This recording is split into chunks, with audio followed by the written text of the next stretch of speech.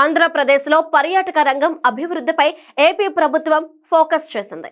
రాష్ట్రంలోని ముఖ్యమైన ప్రాంతాలను టూరిస్ట్ స్పాట్స్ గా డెవలప్ చేయడం ద్వారా యువతకు ఉపాధి, ఉద్యోగ అవకాశాలు కల్పించాలని లక్ష్యంగా పెట్టుకున్నారు.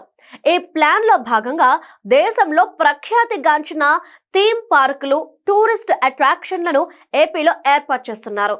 విశాఖ నగరంలో అమ్యూజ్మెంట్ పార్క్ ఏర్పాటు చేయడానికి ప్రముఖ పర్యాటక సంస్థ వండర్లా ముందుకొచ్చింది. వండర్లా నిర్మాణం కోసం విశాఖ నగరంలో 50 ఎకరాలను కేటాయించారు. మరోవైపు ఎంటర్టైన్మెంట్ దిగ్గజం తిరుపతిలో ఇమేజికా వరల్డ్ ఏర్పాటు చేయబోతుంది.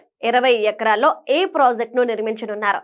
తిరుపతిలో వినోదంతో పాటు ఆధ్యాత్మిక ఉట్టిపడేలా స్పిరిచువల్ టౌన్షిప్ ఏర్పాటు చేయబోతున్నారు. సీఎం చంద్రబాబు అధ్యక్షతన జరిగిన కలెక్టర్ల సమావేశంలో పర్యాటక శాఖ ప్రధాన కార్యదర్శి అజయ్ జైన్ టూరిజం ప్రాజెక్టుల ప్రతిపాదనలను ప్రభుత్వం ముందుంచారు.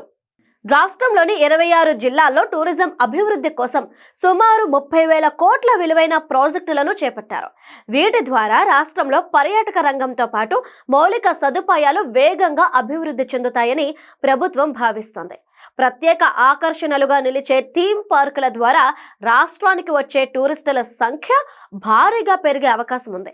అతి తక్కువ పెట్టుబడితో ఎక్కువ మంది ఉపాధి, ఉద్యోగాలు కల్పించే పర్యాటక రంగం అభివృద్ధికి ఏపీ ప్రభుత్వం ప్రాధాన్యతనిస్తోంది.